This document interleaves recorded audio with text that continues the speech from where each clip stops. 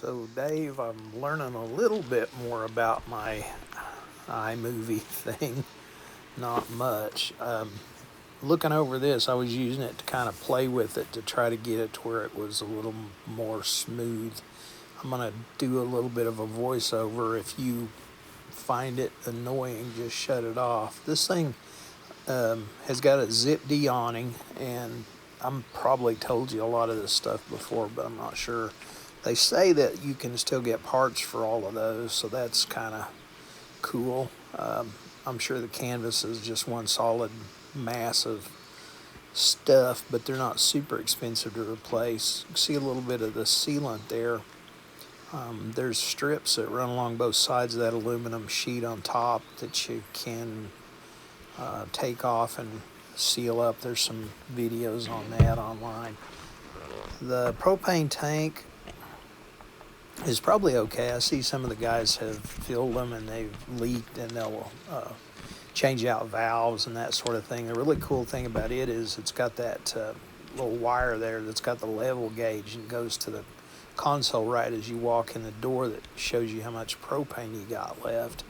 The really bad thing about it is you got to take it to get it filled, and you got to back the motorhome in there. But there's places that have that really close, so that shouldn't be any problem. Doors are good on it, hinges good on it. What'd you find? That's gotta go pee some somewhere? I've seen kind of knocked off, so that's cool. Wheels and tires, we talked about those. Man, those tires are like new, but they're getting old, so probably be best to go ahead and change those out before you really hit the road with it. Moving around to park it for a guest room or something, no problem. I would really not feel weird about driving it, 30 or 40 miles myself, but it could pop in 30 or 40 feet.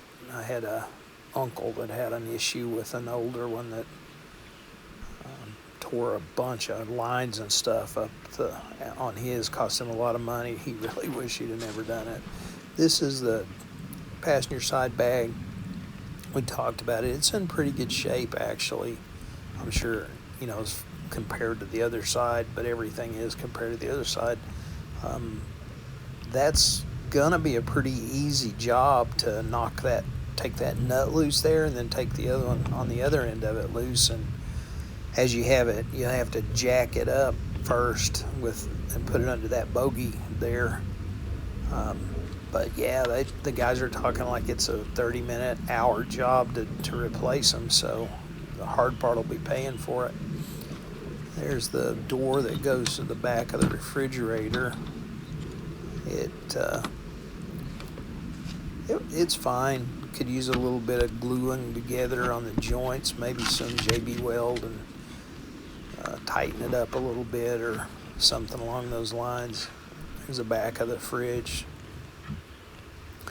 The evaporator stuff, and you can see there's a propane line running to it, so I think you already know it's like electricity and propane, and I'm not sure if it's 12 volt also or not. Some of them are triple. They're pretty high dollar. That one seems okay. I'll probably mention it again. I smelled a little whiff of ammonia as I opened the door, but that's kind of to be expected when something's been sitting for a couple of years. Moss has really taken over on it, but I don't think it's really going to be a massive problem.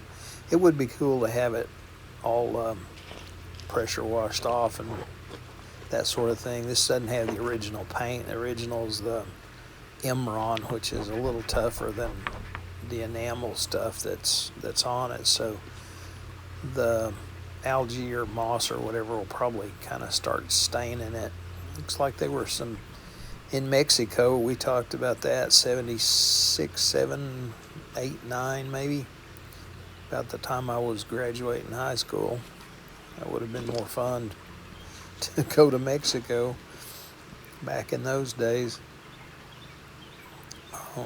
That wheel-looking thing is what kind of holds the awning in.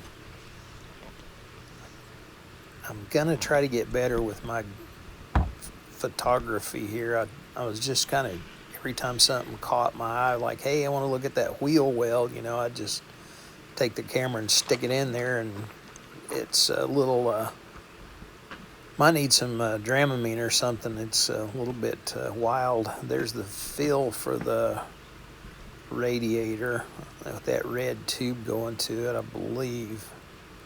And there's the battery tray. I've seen that they'll take like up to 3 batteries, which is probably a cool place to put them. The old tray that's in there is okay. It's fiberglass. It's kind of knocked apart, but guy could actually patch it and put some more fiberglass on it and reuse it probably. Tried to get some pictures of the number plate, so I'm just going to leave all this in here. I'm not going to edit it out in case you can freeze frame it and pull in and grab the numbers. I'm sure you have them already on the paperwork. That is a battery isolator, so that your house battery won't drain, or your starting battery won't drain back down to where it won't start your coach after you're parked dry camping for a while, best I recall. And then that little round thing down there is a solenoid. I'm not sure if it's set up for the starter or if it's set up as part of the charging system. Probably part of the charging system.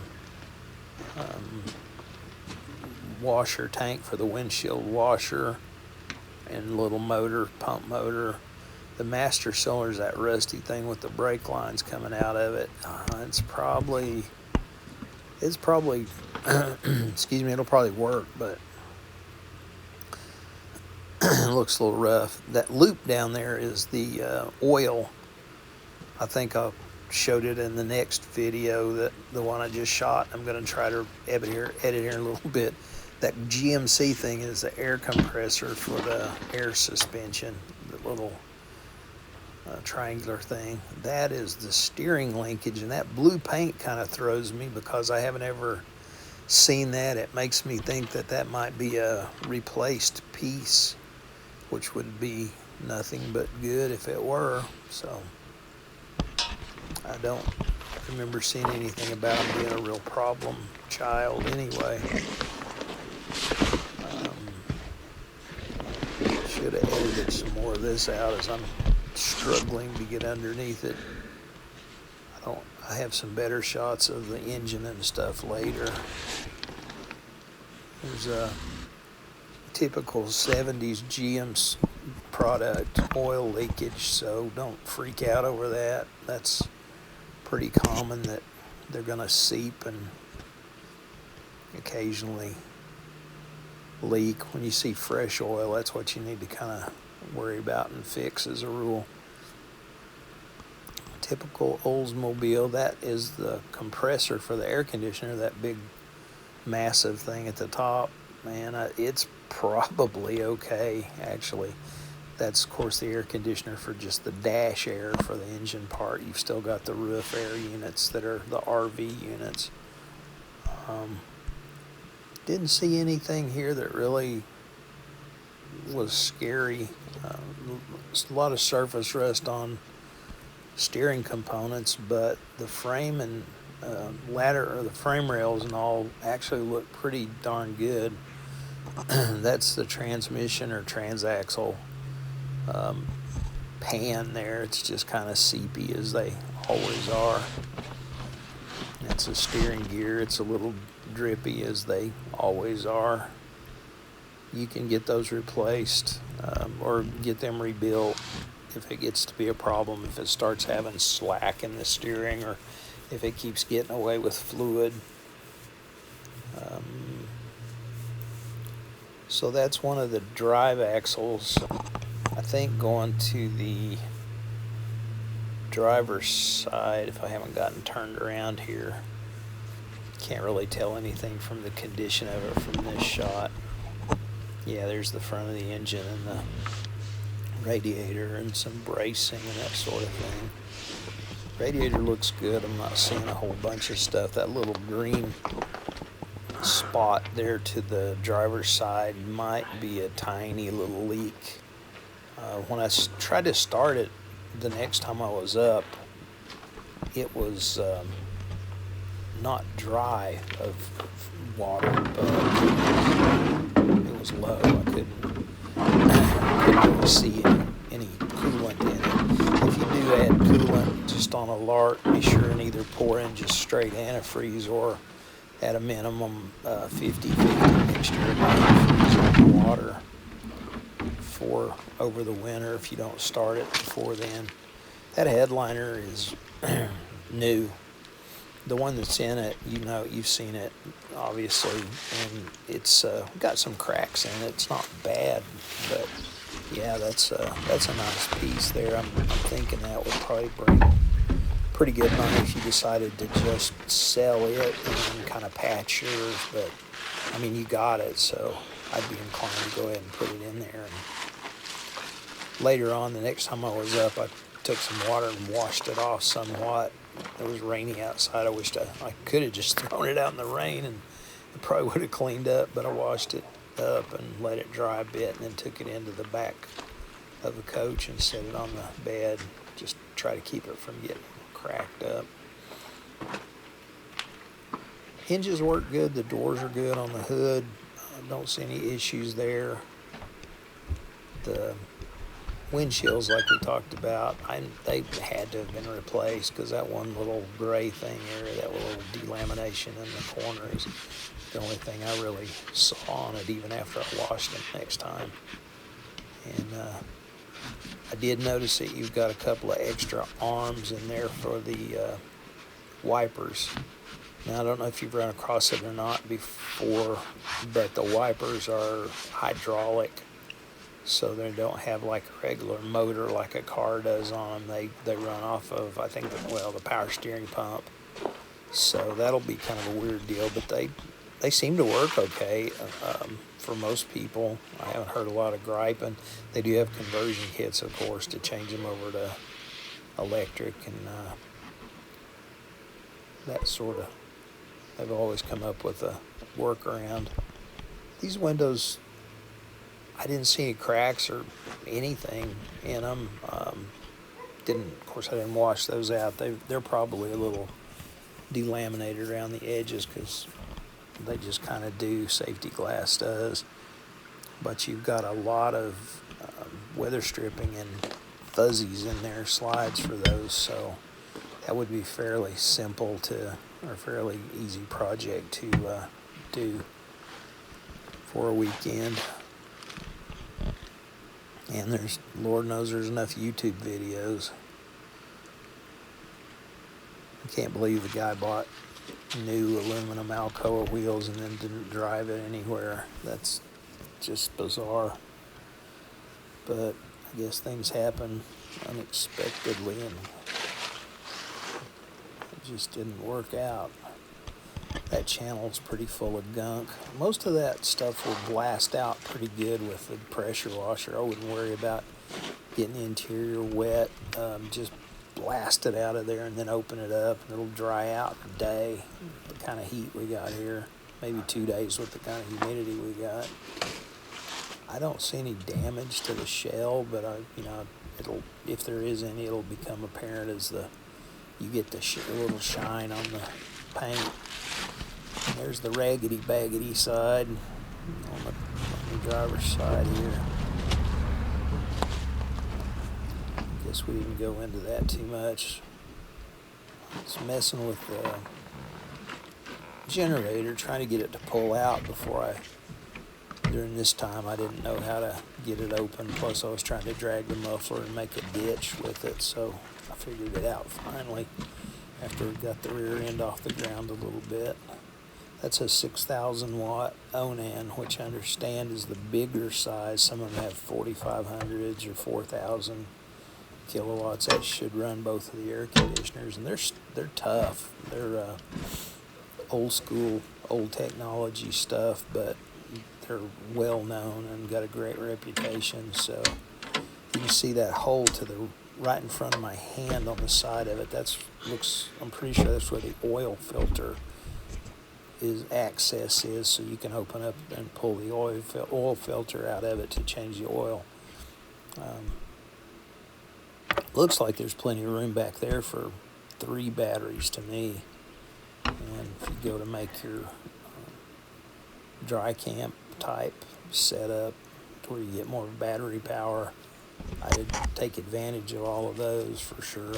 And it being outside compartment, it'll be kind of cool because it'll basically be vented too. You don't have to worry about if you put them inside, then they need to be a different kind, like if it goes under the refrigerator or something. Yeah, I had my doubts about that bag all along.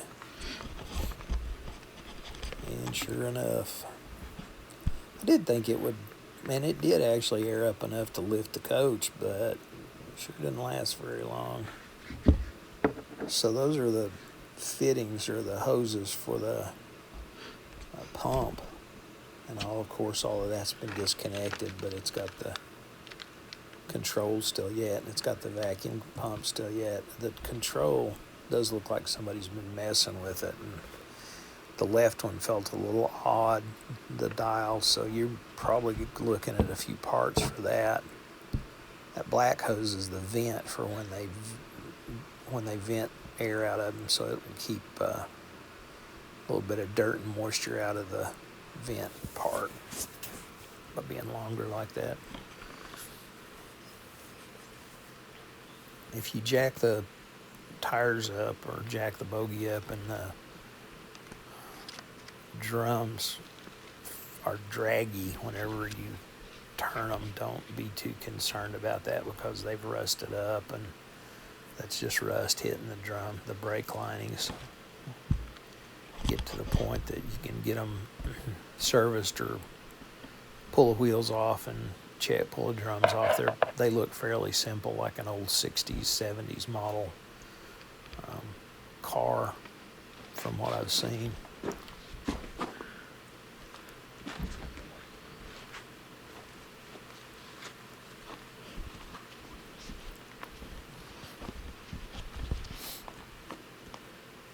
That red under the brown paint's, of course, a primer where they primed it before they painted it. I think maybe that's a shop built based on the welds and stuff, but I just haven't looked at enough of them to have any idea really. Somebody built it. I think they probably did. It's pretty common in the community anyway. That thing would look like night and day different with all that moss knocked off of it. It really would. That big plate around the door, I don't know what's up with that. I don't know if they broke it out at some point in time and changed it out, or if they changed and put an RV latch on it and it's just covers the rest of the door or what. So, no big deal. It seems to latch pretty well. And if you don't have a key, probably get one made.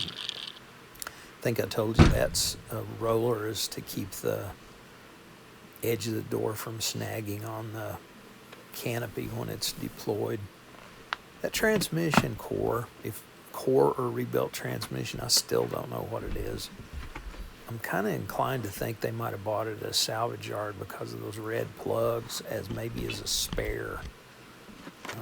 But anyway, when you get ready to move it, what I'd do is get a couple of husky friends and pull that dude out the side door and put it under the very front of the shed and like slide it over onto a doubled or tripled up tarp, and then pull the tarp up around the top of it and just wrap the heck out of it with a bunch of rope and maybe even plastic and stuff and just cocoon it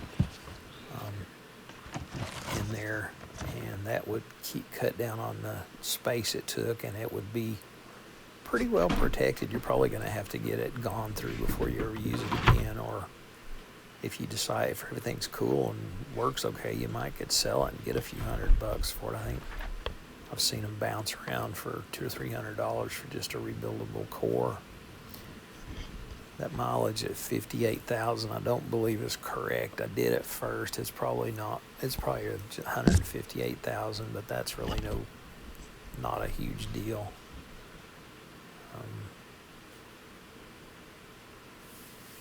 And I don't know, it could be 58,000. It doesn't really matter. What matters more is condition. It's kind of like a sailboat. How well they've been taken care of. Just a close-up sort of the top liner. Those little round light covers are available. You may have seen, but don't be surprised if you need to change one of those lights out and you take it off and it just shatters, because they have all been barbecued over the years and they're not holding up too good. Not too wild about that sticky steering wheel, but that just because the oil's baked out of that rubber over the years, it would clean up. I'd put this Simple Green or Castrol Super Clean. I think it's called Super Clean purple stuff. If you do use some of that purple stuff, good Lord, get some gloves. I tell you, it's bad. It works fantastic, but it will dry your hands out to the point that they'll crack just by having them in it for a few minutes. I learned that the hard way. My hands were cracked and sore for about a week and a half once. Somebody's bobbed off the back of that air filter, and I think it might have been because of changing it over to the high energy ignition. I don't think they came out HEI. I think they had points originally, but I wouldn't swear to it. Sometime about that time, I thought it was more like 75 or 76 that they came out with HEI, and if they did, that would explain that. I heard that their Oldsmobile Toronado air cleaners from someplace, and then I heard they had a little different height on the bottom where they set onto the carburetor, so I don't know. There's our 77 Mexico map. That's pretty cool. That old dude definitely went and did some time south of the border. That plug that's going into the cigarette lighter goes into that, it's like a solar battery maintainer. You might want to pull that off of there. I think if it's going to screw anything up, it would have done it a long time, but it probably didn't even function. But some of the first ones that came out, they had quite a bit of potential amperage, so it could be an issue at some point in time. That whole side there that the paneling has delaminated probably was because of the channel. There's our little mouse. That's the only real evidence I saw of rodent. And I didn't see any damage, but really need to get him out of there because they occasionally like to chew wiring, and then that can open up a whole nother issue. But anyway, that paneling stuff over there, I would just pull the dinette out and carefully set it to the side, carefully pull it out. It should unscrew, and heck, just kind of pull it out of there and get some big cardboard, like a refrigerator box or something, and make a template and find some material and just make another piece for it, and paneling would work, something along those lines. Stick it in there. It's not near as big a deal as it looks like. I don't think that it has hurt the floor in it, but I wouldn't swear to it. I kind of tried to poke around right there where the edge of the coach hooks in, but I couldn't really tell a lot. There's carpet and a lot of stuff there. There's another cruise control diaphragm. You've got two of those. That one, I bet, is brand new. So cruise control is neat to have on anything. It's stone simple on these old coaches too, and old GMs of this year. So you shouldn't have any problem getting it going. And I actually saw another part that goes bad, commonly goes bad, called a transducer. The speedometer cables go into it and out of it, and it senses the speed of the vehicle and adjusts it accordingly.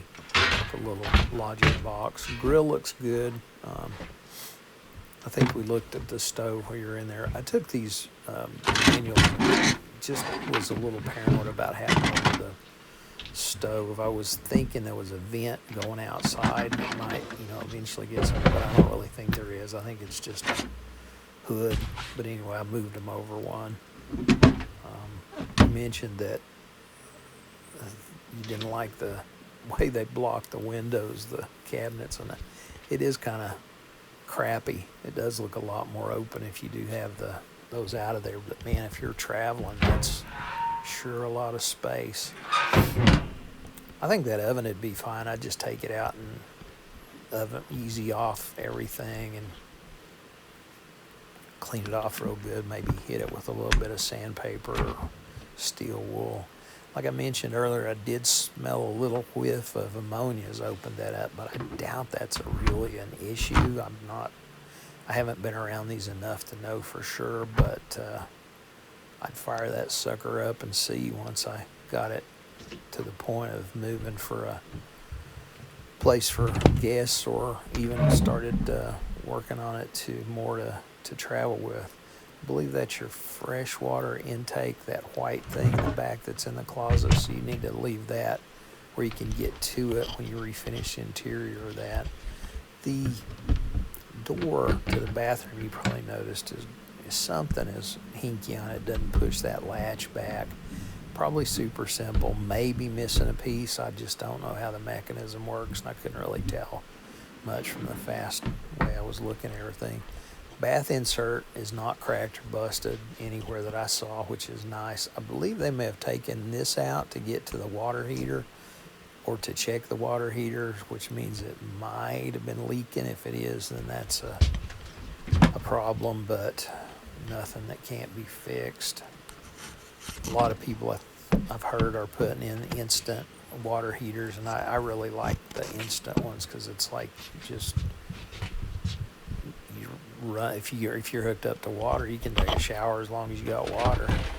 Those are some little doors for that slide back and forth. That should be fairly easy to put in, get it lined up, stuck back in there right. And if you don't have can't find the screws, they're just using stainless steel Phillips head screws and put it in there. Looks like they built a box for a VCR or something at some point. Cushions still look good. I think you said your sister had redone them. I believe your leaks from that are probably coming from the rear cap seal, and that's probably pretty common, something you can fix with that Silkaflex, or I think it's what Jim Bounds says. Kind of like that jazzy Corinthian leather headboard thing back there. If it were me, I'd probably take this all out and redo all that, maybe raise it up and see if I could get a little bigger mattress in it, get it past maybe even get it past the windows a little bit. I mean, you're not going to be looking out on much anyway. That other side where the water tank is, if you could get on top of that, man, I don't know, you might could get a king-size bed in there. I kind of doubt it, but it seems like I've seen them talking about queen size. Yeah, I don't think it's wide enough for a king. But all those windows and stuff, you've got a ton of seals, so if you don't have enough to fix those, you should be able to buy enough to fix them and using all the stuff you got for not a lot of money. That's a CV joint there in the corner, and it looks like there's another one there to the left that I had not seen before.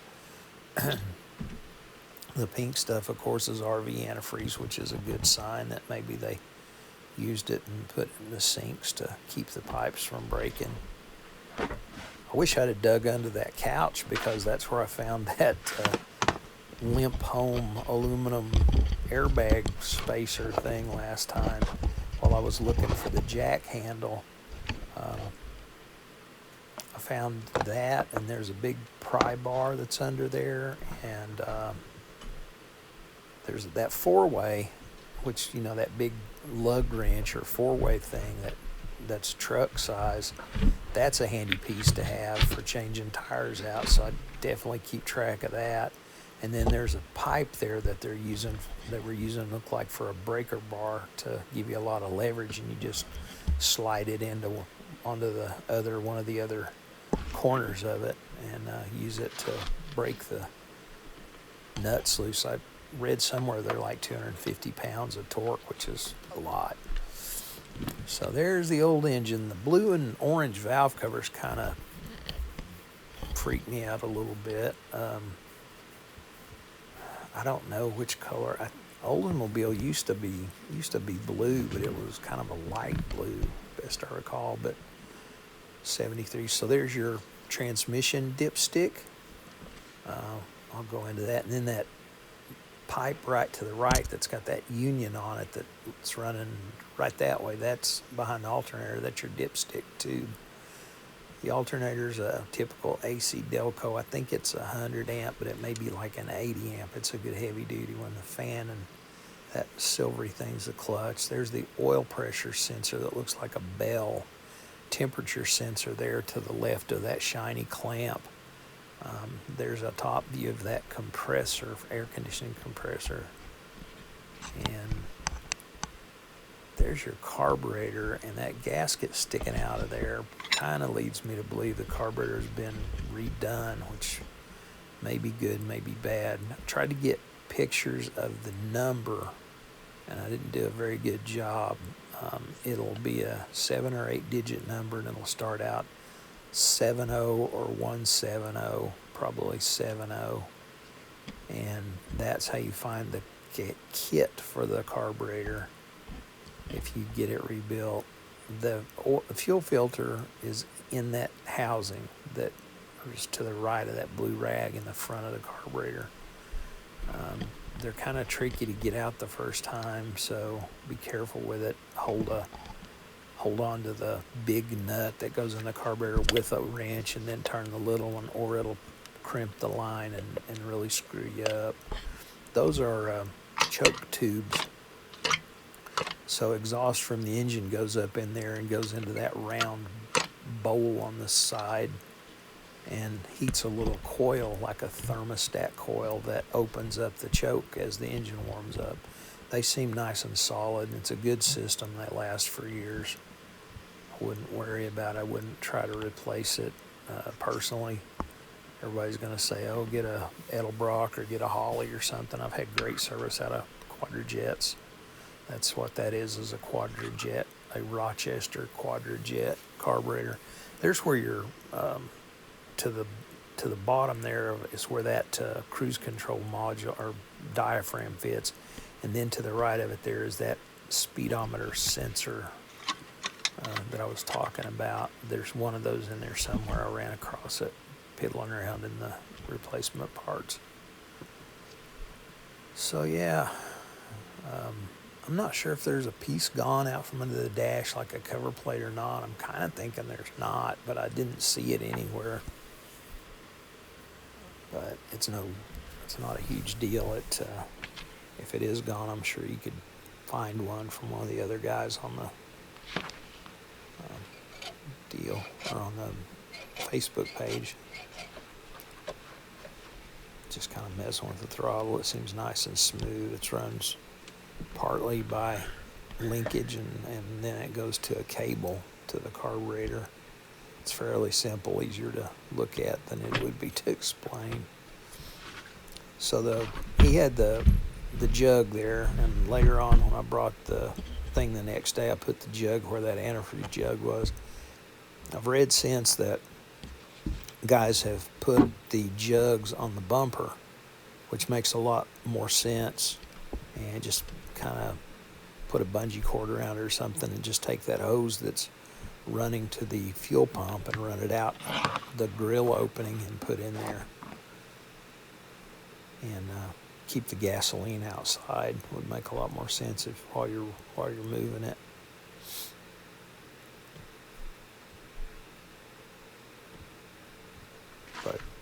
But man, it's kind of a neat old coach.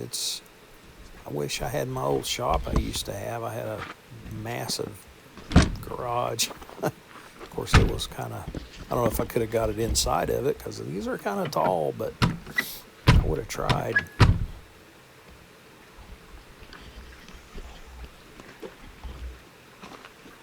But it's just not in the cards to do it in the driveway, or rent a RV storage space where they were kind of willing to look the other way while I did some mainline stuff. I could get away with simple maintenance, but there's probably some major projects that I'm not afraid of. But anyway, I've seen upgraded mirrors that really look cool. Those are Junior West Coast mirrors is what we used to call them. I think they're the factory ones. They came out on Chevy pickups and stuff too for eons.